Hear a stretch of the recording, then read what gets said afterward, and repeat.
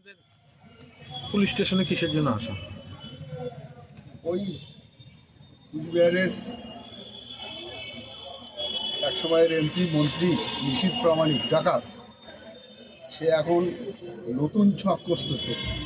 গতকাল কুচবিহারের সভা ছিল, সেই সভার থেকে উনি বলেছেন যে ফুটকাবাড়ির থেকে সমস্ত মুসলিমরা এসে কুচবিহার দখল করে নিয়ে কুচবিহারের ঝামেলা করে একেবারে সাম্প্রদায়িক ভাঙার চেষ্টা করার একটা চূড়ান্ত একটা ছক কষা হয়েছে। সেখানে মিঠুন চক্রবর্তী ছিল।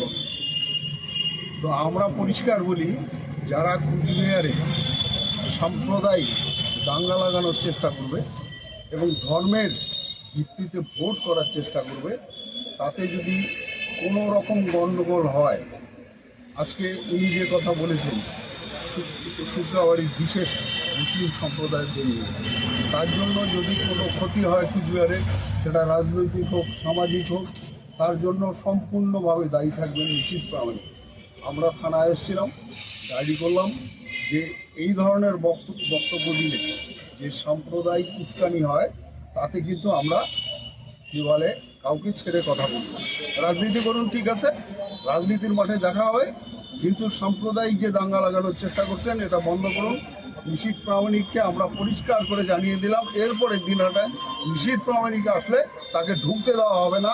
এই ধরনের কথা বলবো, শুধু ঢোকা নয়, তার বিরুদ্ধে কঠোর ব্যবস্থা নেওয়া হবে। আমরা আইসি সাহেবকে বললাম যে আপনার বিরুদ্ধে যেটা আইনের ব্যবস্থা আছে সেটা নেবেন।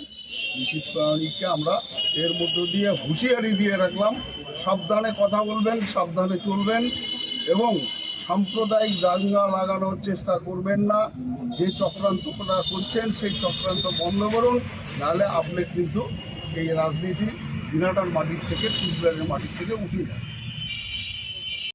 Rajas 2904